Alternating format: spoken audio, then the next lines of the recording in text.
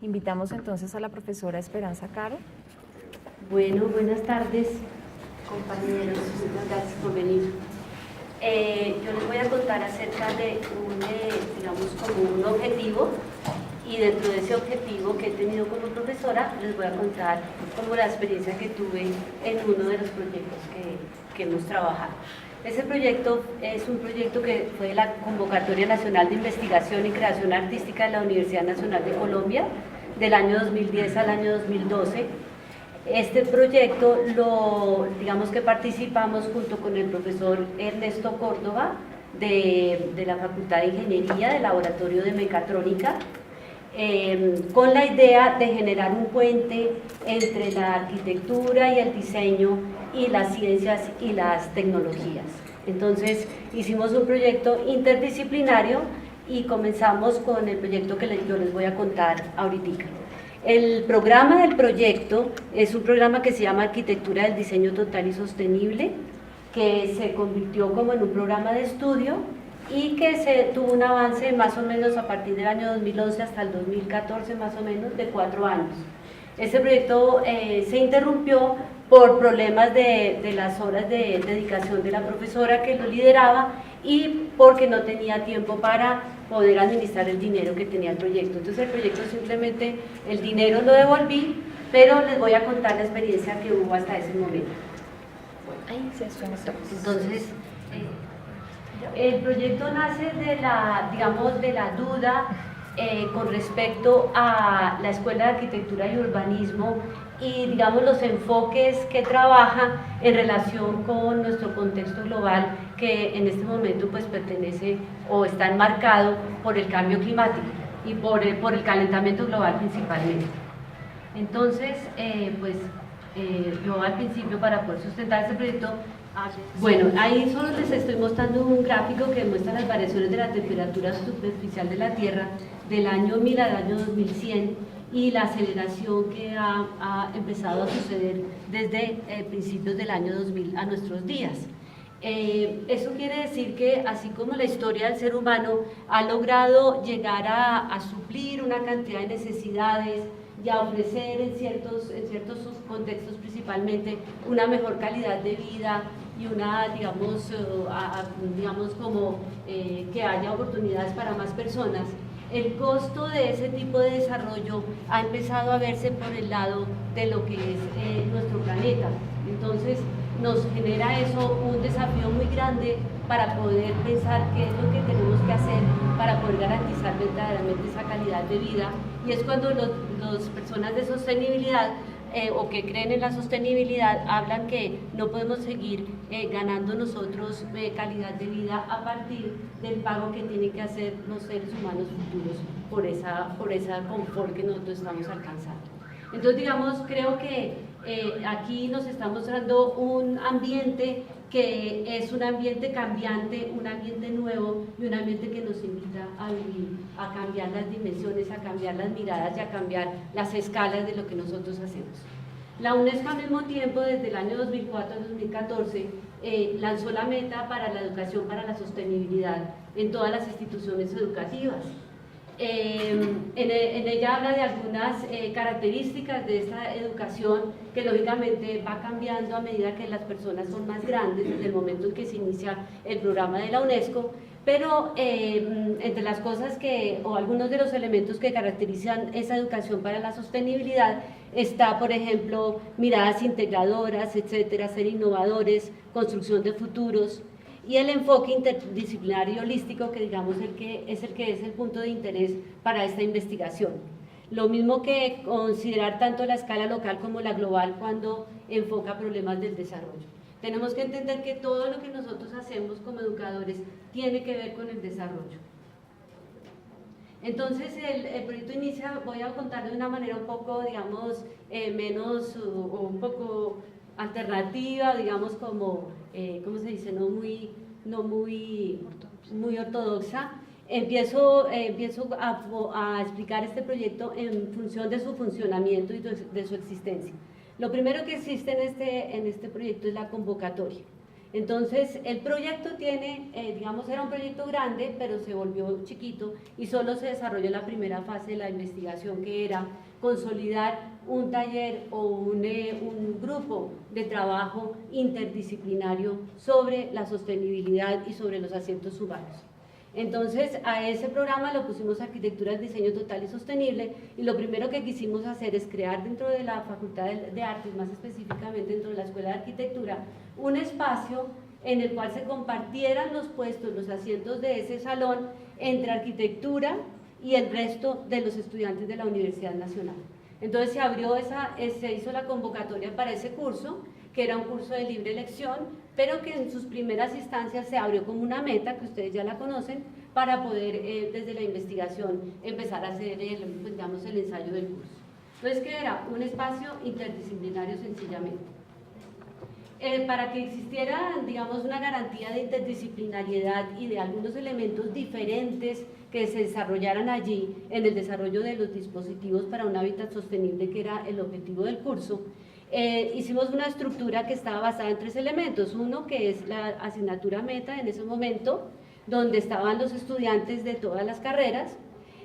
un grupo de, digamos, una mesa profesoral a la cual nosotros convocábamos a profesores para consultarles cosas acerca del programa y de los cuales pudimos recibir una cantidad de información y una cantidad de opiniones importantes, y la red de laboratorios de la universidad. O sea, el programa tenía que unir estas 3 cosas: a los estudiantes, a los profesores, investigadores y a la red de laboratorios de la Universidad Nacional. Los estudiantes que dan la base al programa eran los estudiantes de pregrado, pero poco a poco proyectos de maestría se vinieron a unir, aunque la mirada era que también se iniciaran proyectos de doctorado. Dentro de lo que se alcanzó a hacer, se alcanzó a influir en los proyectos de maestría. Aquí hay un ejemplo de la mesa de trabajo interdisciplinar que algunos de los profesores aquí presentes participaron y que nos acompañaron para poder hacer preguntas. Inclusive los profesores eran de diferentes facultades de la universidad. El taller interdisciplinar es el taller de los estudiantes de pregrado, donde básicamente lo que hacíamos era pues analizar diferentes contextos para poder identificar allí situaciones no sostenibles y hacer unos trabajos, digamos, mentales y trabajos interdisciplinarios para poder imaginar la situación sostenible y así poder hacer el diseño de un dispositivo que sirviera para dar salida a esa sostenibilidad. Entonces aquí, por ejemplo, se ven diferentes trabajos como son las visitas a los diferentes contextos, o también algunos laboratorios donde se construían diferentes modelos de elementos que servían para el hábitat, otros diseños, otros, digamos, ya laboratorios, por ejemplo, que este es el túnel de viento, u otros, digamos, prototipos ya puestos digamos, dentro del campus de la universidad para ser probados. ¿Cómo trabaja entonces esa metodología? Nosotros nos basamos en la metodología de los sistemas blandos, que es una metodología propuesta en una reunión que se llamó Ingeniería Civil y Ambiental, donde proponían cómo resolver, aquí está el dibujito chiquitico, cómo resolver los problemas no de una manera dura como se hace hasta el momento, sino empezar de una manera blanda a hacer una aproximación a los problemas. Entonces aquí tenemos una explicación que les voy a dar mientras salen los dibujitos. Habla sobre la construcción sobre la percepción de una situación en el mundo real. Entonces, por ejemplo, ahí está la percepción de la situación en el campus de la universidad cuando empiezan los aguaceros. Entonces el estudiante, digamos que identifica esa situación del mundo real, y entonces él va a tratar de identificar esa situación a través de los modelos, o que bien sean propuestos por él o sean investigados por él, como sucede al lado derecho, donde está, digamos, el modelo de la escorrentía, que se refiere al problema de las inundaciones en la Universidad Nacional. Ese estudiante va desarrollando su conocimiento del problema mediante acciones para mejorar esa situación. En ese momento se presentan los experimentos como están en el lado izquierdo, pues es apenas una idea de lo que sucede. Entonces, a medida de la actuación para mejorar, el estudiante tiene que medir y tiene que mirar como en un experimento cómo son los resultados y al mismo tiempo se involucra en un debate estructural sobre los cambios deseables y factibles en una reunión, en un tipo de cátedra que hacíamos, que digamos, la estructuramos, le pusimos el nombre de Café Orgánico, cuya base es digamos, un tipo de reunión que se llama Café del Mundo, que estuvimos investigando. Entonces, cuando el estudiante compara los modelos con la situación real percibida, pero habiendo habiendo sentido los modelos en la producción de un prototipo, aparecen los hallazgos y aparece el aprendizaje. Entonces, digamos que con base en esa idea de aprendizaje fue que nosotros construimos, digamos, diferentes proyectos, como por ejemplo es este, en el cual nosotros tenemos un contexto, como puede ser el mismo contexto. Esto pues fue hecho con una estudiante muy especial, con el mismo contexto, se hizo un modelo o una hipótesis sobre la Universidad Nacional y con el modelo para poder hacer un proyecto. En ese caso es un tema de las escorrentinas. Asimismo, entonces empezaron, aquí voy a pasar unos proyectos muy rápido, por ejemplo, un ejemplo sobre la mitigación del ruido en la BIS. Entonces ya en el taller interdisciplinario se hicieron simulaciones sobre cómo se propaga el ruido dentro de una vivienda con esta arquitectura. Los estudiantes, entre ingenieros, entre arquitectos, entre de todo, empezaron a hacer unas ideas o unas comparaciones de cómo eran que se propagaban los sonidos y dieron una hipótesis, que pues yo la cuento porque pues todo leerlo ahí no, una hipótesis de que estaban mal orientadas, digamos, las viviendas unifamiliares de la ciudad, porque estaban recibiendo como un cono, pues un cono de sonido, digamos, a través de sus fachadas. Entonces, que debería haber un pensamiento, un cambio de pensamiento sobre el diseño de estas viviendas. Asimismo, por ejemplo, en el caso del agua, ellos empezaron a hacer, después de la visita al Mochuelo, de ver los problemas de agua que existían, empezaron en este proyecto, por ejemplo, a crear un filtro de agua que debería ocupar la fachada de la edificación. Y en el lado izquierdo, esto era con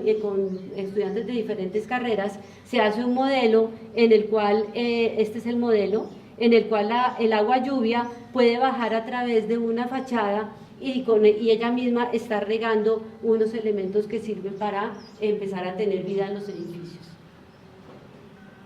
En la vivienda, por ejemplo, esas mismas viviendas, en otro momento, porque esto iban pasando los semestres y los estudiantes de pronto retomaban cosas que hacían los estudiantes anteriores y continuaban, y simplemente las dejaban dentro del curso. Eso es un estudiante de arquitectura que, pensando en el tema de la luz, en ese caso no hablaba del sonido, el tema de la luz y el tema de la vida, entonces propone este modelo de vivienda dentro de los parámetros de la vivienda social unifamiliar. Por otra parte, digamos, para efectos del trópico, aquí hay un diseño de una vivienda que tiene unas persianas verdes con un elemento que ellos lo llamaban el microprisma, una especie de persianita que acostaba ahí encima, y ellos hacen el prototipo y toman las mediciones para ver cómo cambian las temperaturas entre el interior y el exterior cuando tienen abierto o cerrado el microprisma que ellos diseñaron para mostrar una posibilidad nueva de las fachadas tropicales. La chimenea solar del tubo canadiense también se hizo su modelo a escala para poder saber exactamente cuáles eran las temperaturas promedio que se daban dentro de un sistema de tubo canadiense con chimenea solar. Bueno, pero entonces ese proceso, ¿cómo se hacía? Hay un proceso sistémico dentro del hacer de los estudiantes en este caso. Entonces empezábamos por un tema teórico donde había referentes, conceptos y contextos que visitar, y donde los estudiantes empezaban sobre todo a discutir entre ellos sobre las posibilidades de sostenibilidad de esos contextos o de esas situaciones insostenibles que visitaban. Luego aparece una parte práctica donde hacen las mediciones y donde generan una hipótesis de sostenibilidad que es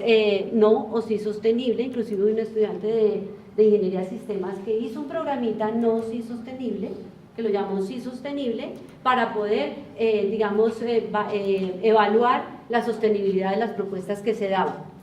Luego venía una etapa de diseño y laboratorios, pero entonces esas etapas se podían continuar o devolver en un proceso de iteración donde el estudiante podía estar en diferentes dimensiones o en diferentes actividades al mismo tiempo. Así, por ejemplo, llegó un momento en que había tantos elementos que en un taller se hizo todo un proyecto de vivienda utilizando una cantidad de elementos que venían haciéndose, y se hizo un proyecto para la Plaza de la Hoja, que fue un proyecto que propuso la alcaldía alguna vez para la vivienda de interés prioritario, donde se aplicaban todos los elementos que ya se habían conocido. Bueno, eso de todas maneras se escribían pues los papers que tenían que ver con eso, y ya como resultado tenemos una tabla en donde se ve, digamos, desde el año 2011, 12, 13 y 14, cómo fue todos los proyectos que se lograron hacer, que quedaron planteados, y